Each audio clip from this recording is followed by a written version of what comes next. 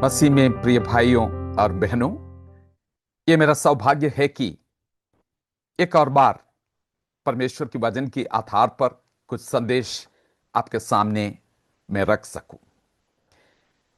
आज का मेरा संदेश का शीर्षक ये है, कलीसिया के युग में पवित्र आत्मा का कार्य। पवित्र आत्मा इस युग में कर क्या रहे हैं, वर्तमान समय में कर क्या रहे हैं।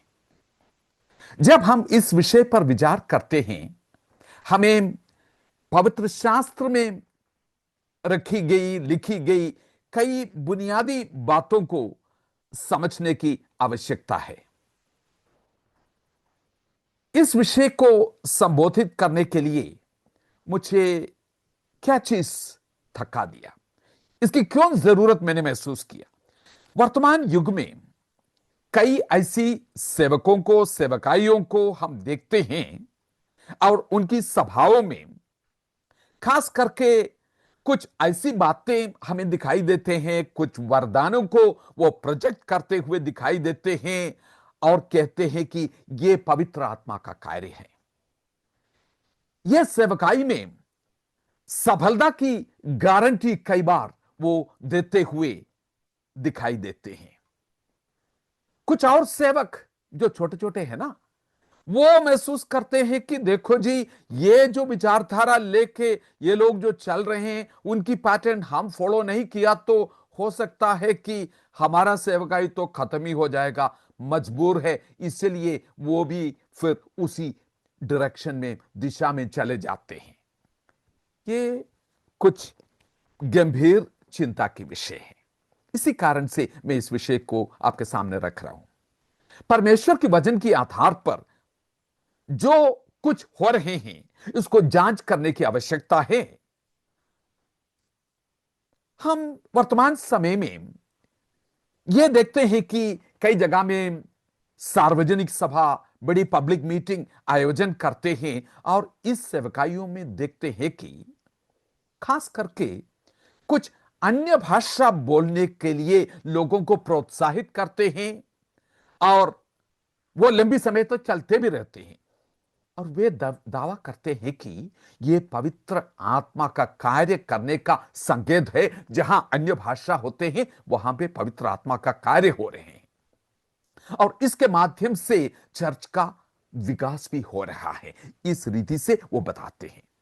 वो कहते हैं कि यह वही है जो योवेल भविष्य योवेल ने भविष्यवाणी की है ना, बाइबल में योवेल की पुस्तक में जो भविष्यवाणी की है, अंत की दिनों में मैं सबके ऊपर अपनी आत्मा उंडेलूंगा, ये वही हो रहे हैं।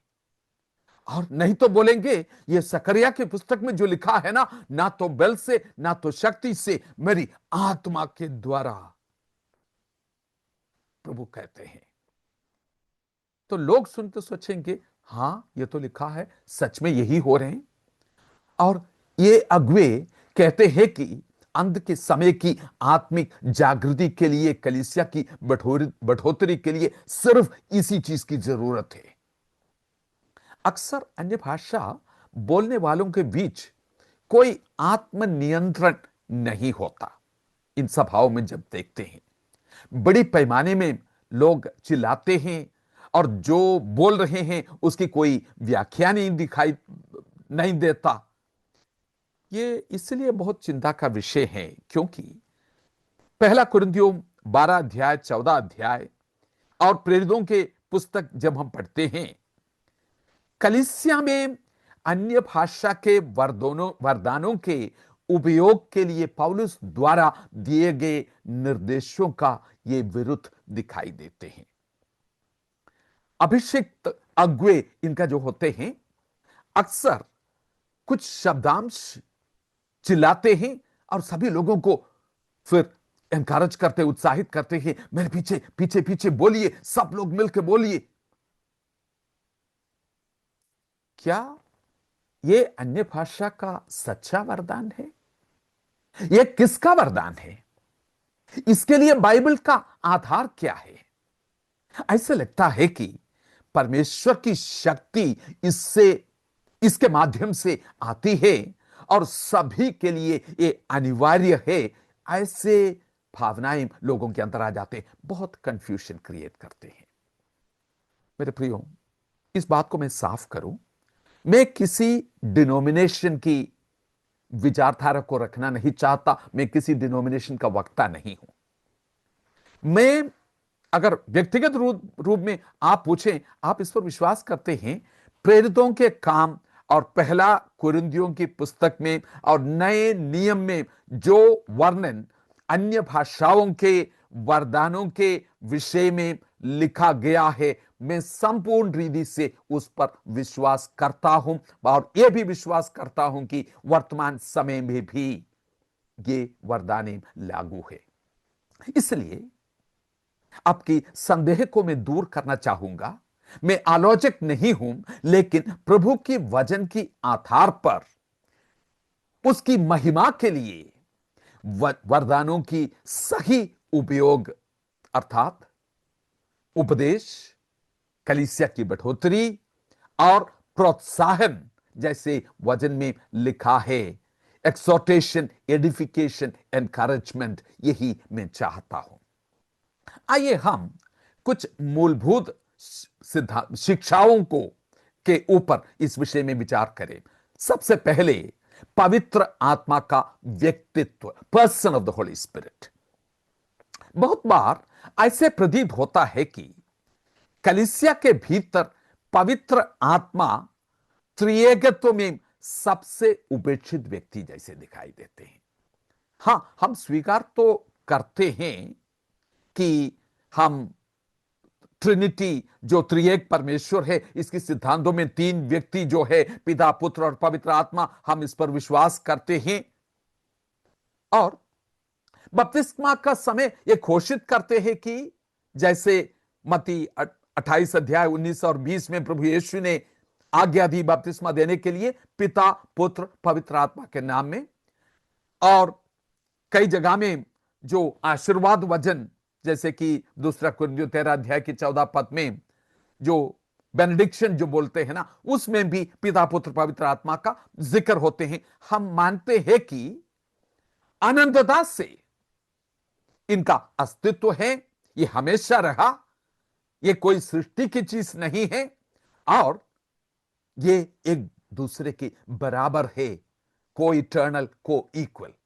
हम उन्हें सृष्टि में और सभी युग में और अनंत काल में भी सक्रिय हमें दिखते हैं, पिता और पुत्र और पवित्र आत्मा। उद्धार के कार्य में हम तीनों को एकता के साथ शामिल होते हुए हमें दिखाई देते हैं जब बाइबल पुस्तक हम पढ़ते हैं।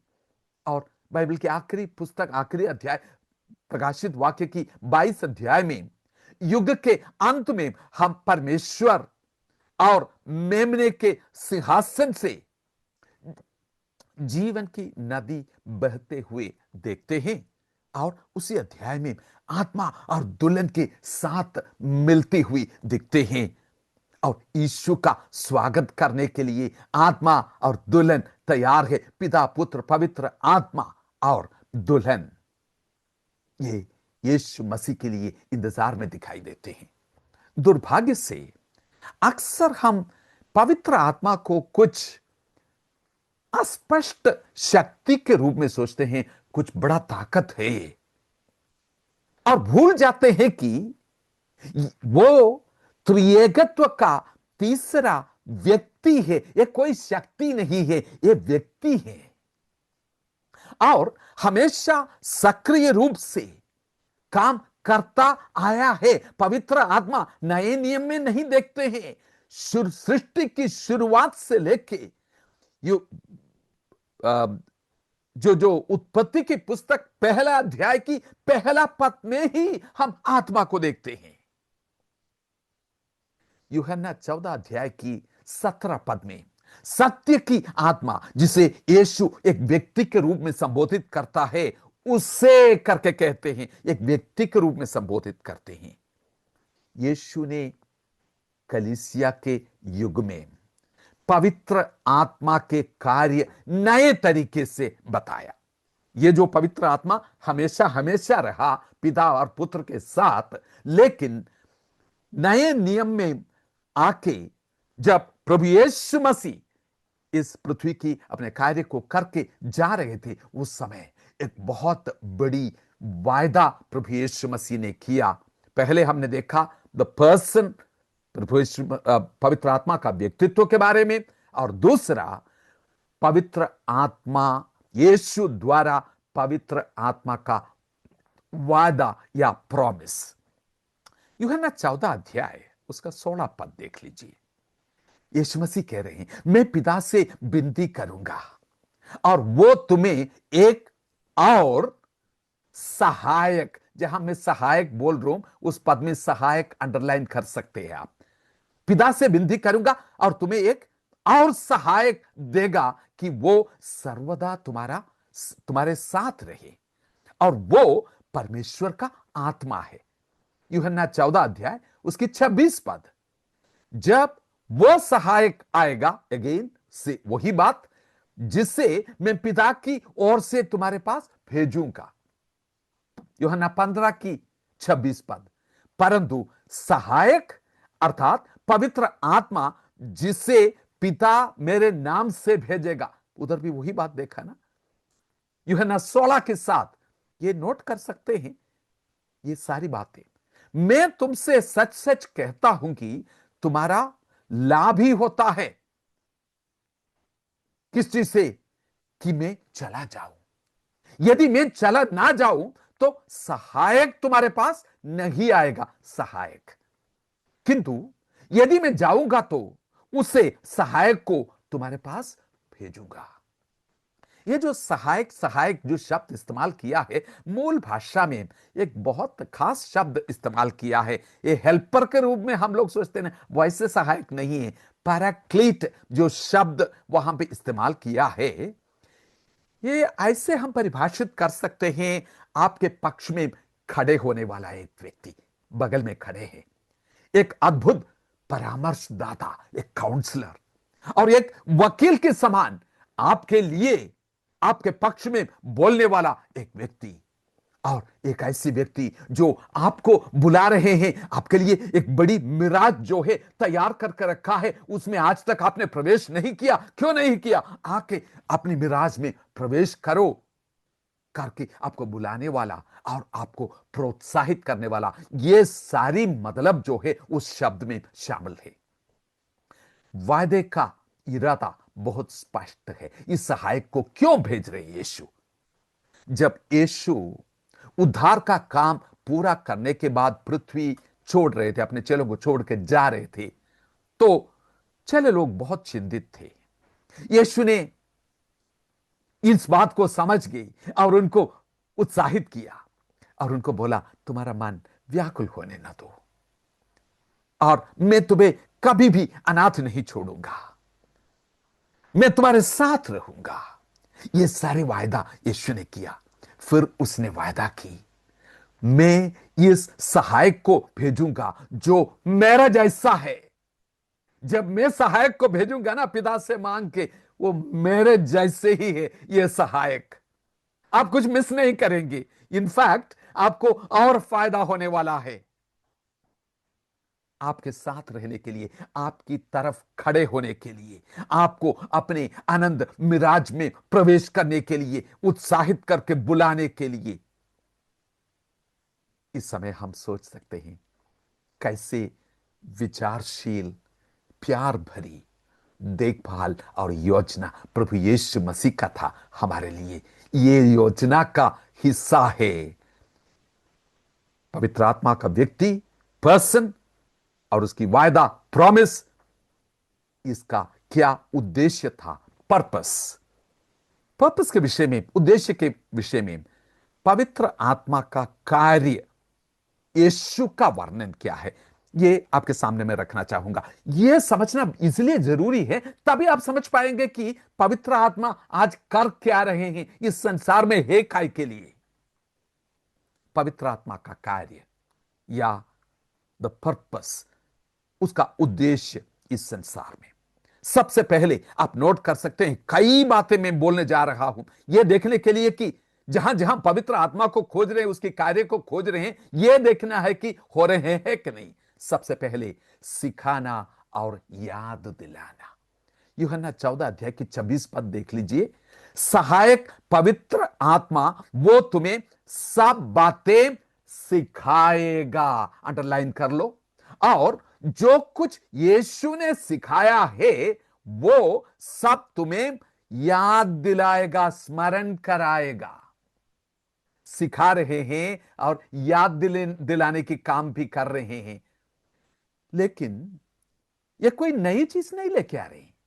पवित्र शास्त्र में लिखित रूप में दिया गया जो बातें हैं, जो यीशु ने सिखाया है, वही बातों को सिखा रहे हैं, याद दिला रहे हैं। कोई नई शिक्षा नहीं है। विश्वासी के प्रकाशित हृदय में वचन को जीवित करना आत्मा का एक शक्तिशाली कार्य है। वर्तमान युग में परमेश्वर के आत्मा को वचन का अपना अंतिम शिक्षक बनने दे। ये बड़े कार्य को भूलना नहीं। पवित्र आत्मा ये करना चाहते हैं आपके जीवन में। दूसरा, यीशु के बारे में गवाही देना पवित्र आत्मा का काम है। यूहन्ना 15 अध्याय की 26 पद देख लीजिए। जब सहायक आएगा जिसे मैं पिता की ओर से तुम्हारे पास भेजूंगा, वो क्या करेगा? वो मेरी गवाही देगा। ये शक्तिशाली कार्य है जिसे पवित्र आत्मा हर जगह कर रहा है, यहां तक कि जहां आप और मैं नहीं जा सकता, उधर भी जाके पवित्र आत्मा गवाही दे रहे हैं। इसको विस्तार में बताने के लिए यह संदर्भ नहीं है। तो यीशु की गवाही देना। तीसरा, उनका मुख्य काम, यह मैं बता दूंगा कि यह एक बहुत इंपॉर्टेंट मुख्य काम है पवित्र आत्मा का। लोगों को पश्चाताप की ओर ले जाए और उनके दिल में दृढ़ विश्वास लाए। यूहन्ना 16 अध्याय उसकी 8 से लेके 11 पद तक आप पढ़ सकते हैं। उसकी संक्षिप्त में यही एक चीज मैं आपको दिखाना चाहूंगा वहां से। जब वो आएगा तो वो क्या करेगा? पाप और धार्मिकता और न्याय के विषय में दुनिया को निरुत्तर करेगा, चुप कराएगा। बस ये जो बोल रहे हैं इसके आगे कोई बहाना नहीं है। ये है न्याय, ये है धार्मिकता, ये है पाप के विषय में गंभीरता। पवित्र आत्मा इसके बारे में चेतावनी देते हैं, सिखाते हैं। क्या आप उद्धार के काम में इसका महत्व देखते हैं? कैसे एक व्यक्ति प्रभु यीशु मसीह की सुसमाचार को सुनने के बाद प्रभु को अपने जीवन को समर्पित करते हैं। पवित्र आत्मा उनके अंदर पाप के बारे में बोध लाते हैं और आने वाले न्याय के बारे में बताते हैं और परमेश्वर की धार्मिकता को वो चमकाते हैं। इसी से आकर्षित होके परमेश्वर के आत्मा के कार्य के द्वारा एक व्यक्ति प्रभु के सामने अपने जीवन को अर्पण करते हैं। मेरे प्रियो, हमारा प्रचार इसके बिना अप्रभावी होगा। कोई मानवीय टेक्निक से कोई प्रभु के पास नहीं आ सकता। एक और कार्य, अद्भुत परामर्शदाता। यूहन्ना 16 की 13 पद देख लीजिए। जब वो सत्य की आत्मा आता है, वो आपको सभी सत्य में मार्गदर्शन करेगा। गाइडेंस आपको चाहिए। वो अपनी स्वयं से नहीं बोलेगा। पवित्र आत्मा को आप पूछें, वो क्या बोलेगा? जो कुछ भी वो पिता की ओर से सुना है वही वो बोलेगा।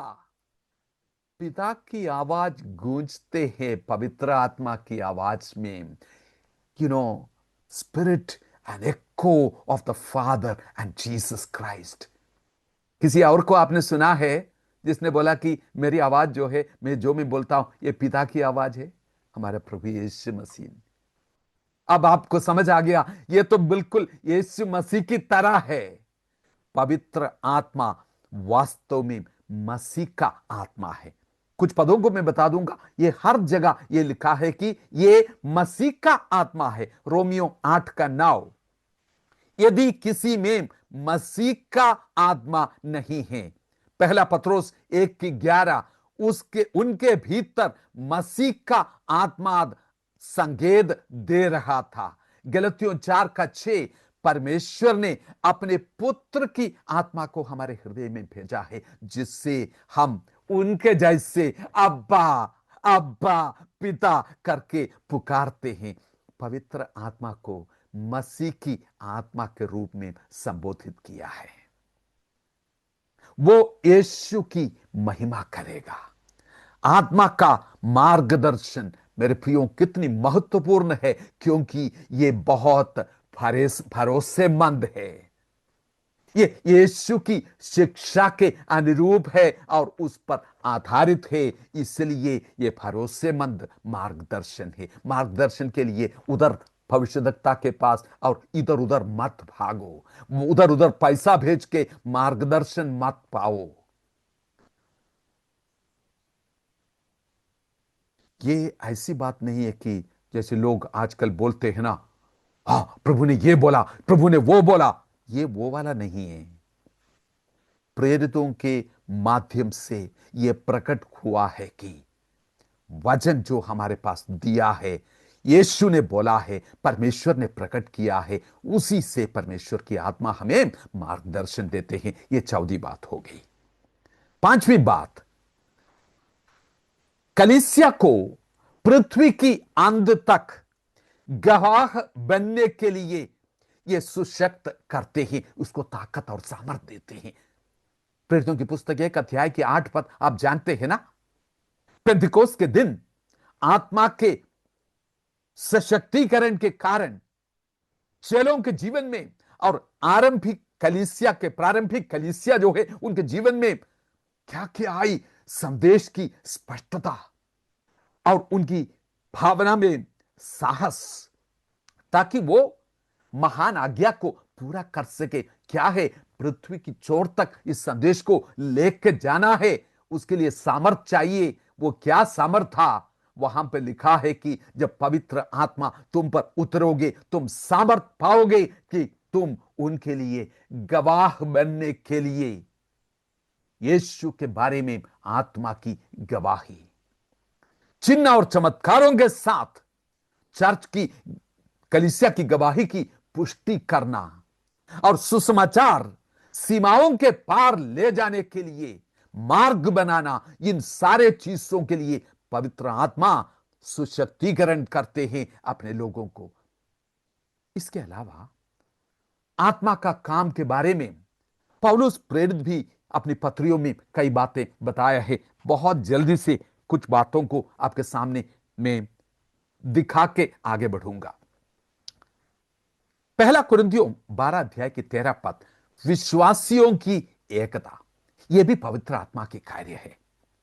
जहां पवित्र आत्मा है, विश्वासियों के बीच में एकता इसलिए है, हम सभी को एक आत्मा द्वारा एक शरीर में बपतिस्मा दिया गया था।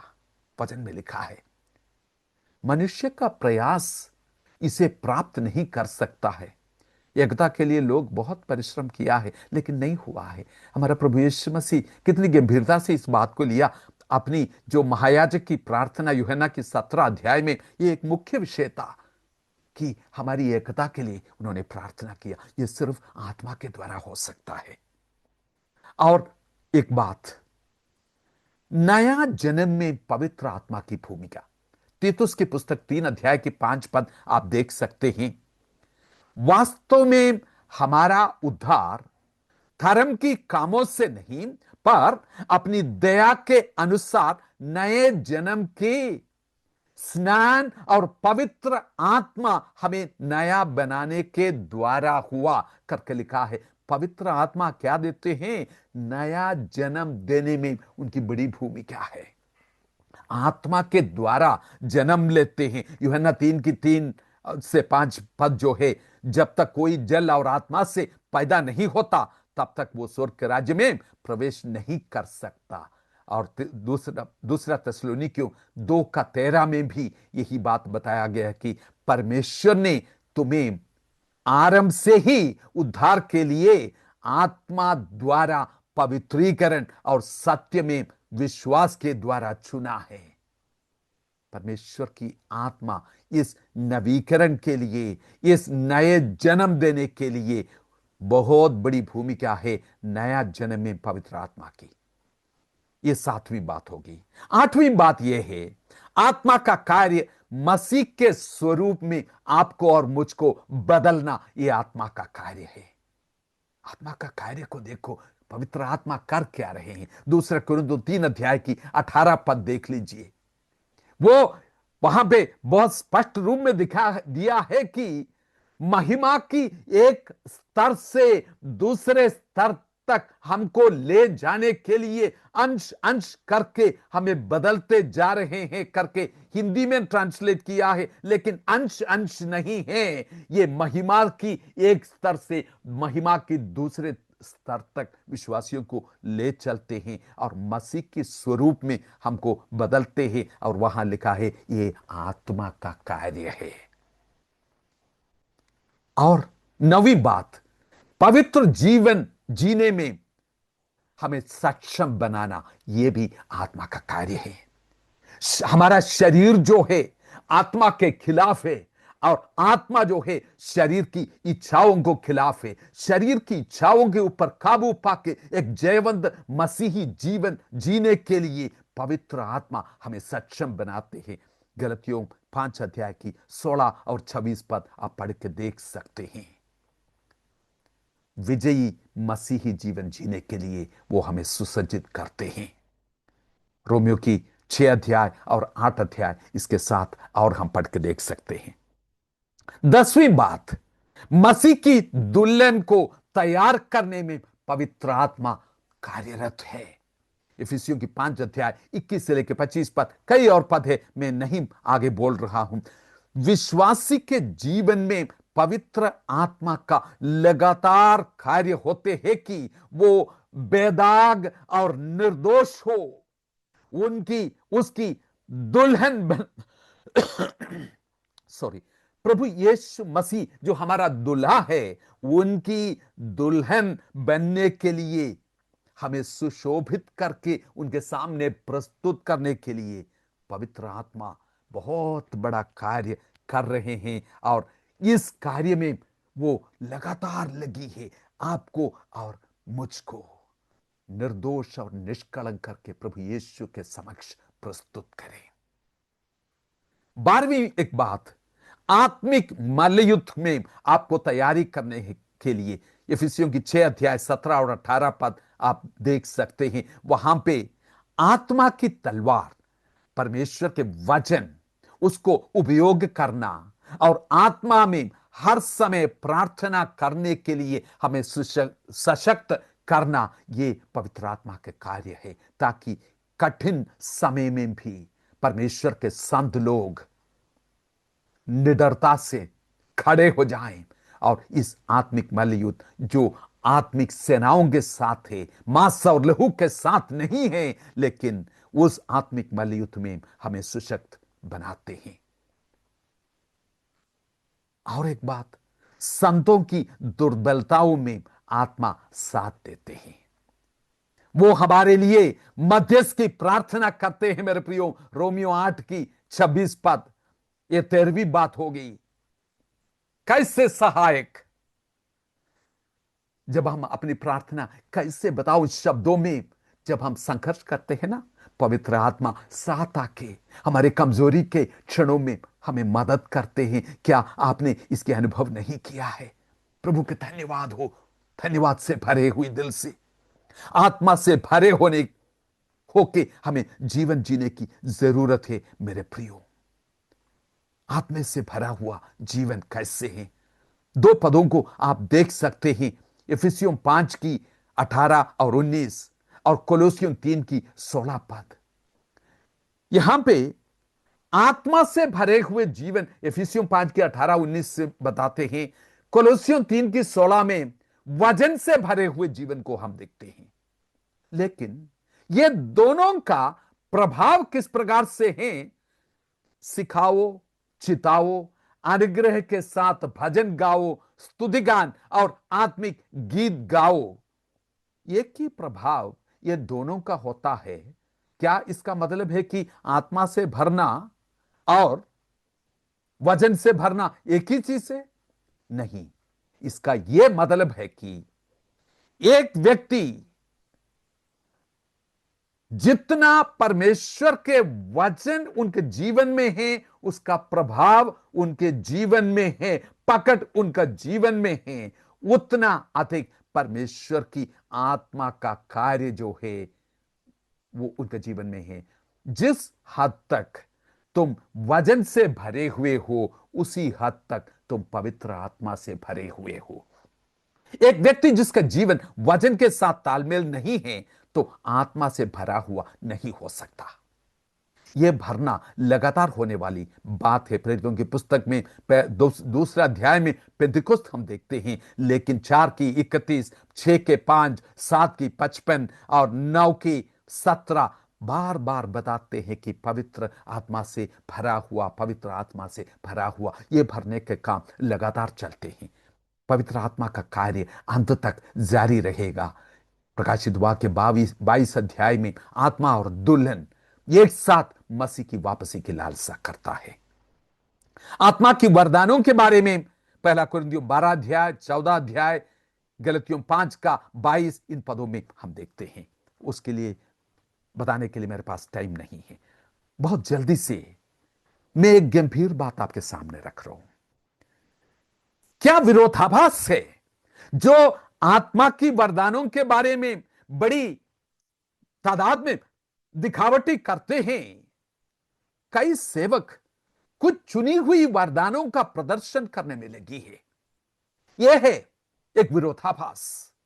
पवित्र आत्मा की अधिकांश सेवकाइयों, जो 13 बातें अभी मैंने बताया, वो भी पूरा लिस्ट नहीं है, बहुत और भी है जो अवश्य है, लेकिन गहरे प्रभाव अभाव है इन चीजों की उनके जीवन में। उसके उपेक्षा करते हैं बहुत सारे चीजों को, सिर्फ अन्य भाषा और कुछ वरदानों को पकड़ के शक्ति प्रदर्शन में लगी है। ज्यादातर भौतिक और तात्कालिक पर ध्यान केंद्रित करते हैं। आशीष चाहिए, संपन्नता चाहिए, नौकरी चाहिए, इधर आ जाओ, आत्मा का सामर्थ्य तुम्हें मिल जाएगा।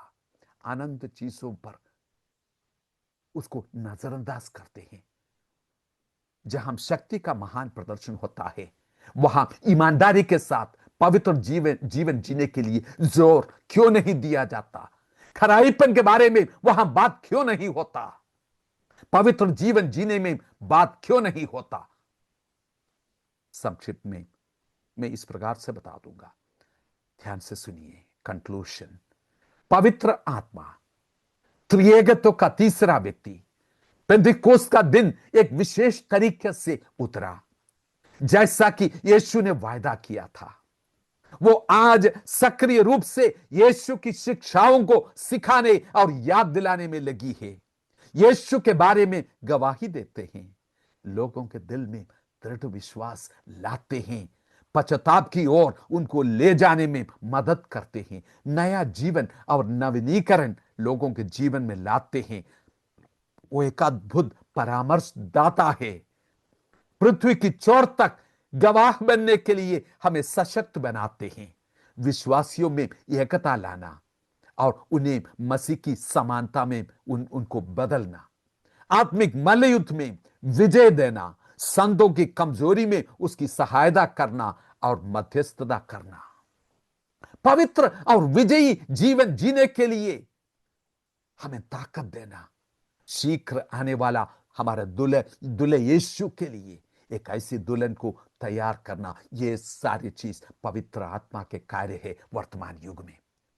जब आत्मा के इन महत्वपूर्ण कार्यों में से अधिकांश का उपेक्षा की जाती है, क्या ये चिंता का विषय नहीं है? हमारे एम्फसिस सही है? क्या हम कीमती बातों को छोड़ रहे हैं और नाशवान चीजों के पीछे भाग रहे हैं? क्या हम झूठी शिक्षाओं की हवा में बह रहे हैं? चर्च को इसे गंभीरता से लेने की जरूरत है। शिक्षा देने की आवश्यकता है। जितने लोग शिक्षक के मेरे इस संदेश को सुनते हैं, इसकी एक एक हिस्सा लेके अपनी कलीसिया में सिखाइए। एक एक पॉइंट जो है एक हफ्ते में सिखाइए। यहां आज्ञाकारिता और पवित्र आत्मा के प्रति पूर्ण समर्पण की आह्वान है मेरे प्रियो। विचलित ना हो और अनुभवों के पीछे, एक्सपीरियंस से पीछे मत भागो। उस महत्वपूर्ण कार्य की उपेक्षा ना करें जिसे परमेश्वर आपके और मेरे जीवन में, अपनी कलीसिया में करना चाहते हैं।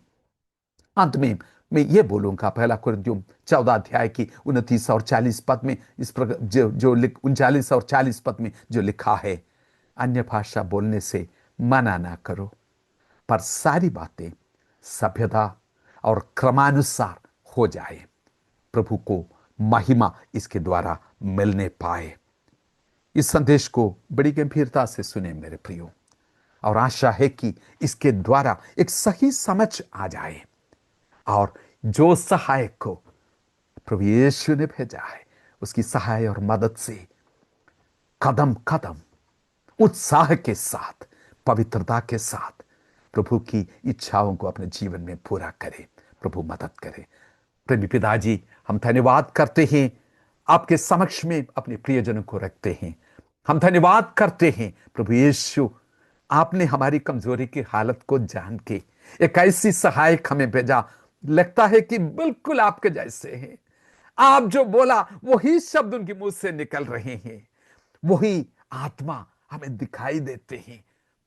आज प्रभु जी, हम प्रार्थना करते हैं कि जितने लोग इस वचन को सुनते हैं, एक एक को आप उत्साह दें, वचन से सशक्तिकरण करें, जो कार्य के लिए आपने उनको बुलाया है उसकी पूरा करने में मदद करें। परमेश्वर, आदर और महिमा जीवते परमेश्वर को देते हैं और ये सब कुछ मांगते हैं हमारे उद्धारकर्ता और जीवित परमेश्वर प्रभु यीशु मसीह के नाम से। सुनो दया से ग्रहण कीजिए। आमीन, आमीन। God bless you. इस संदेश को गंभीरता से सुने और अपने लोगों को सिखाएं। प्रभु बताए से आशीष दे आपको। Okay, God bless you.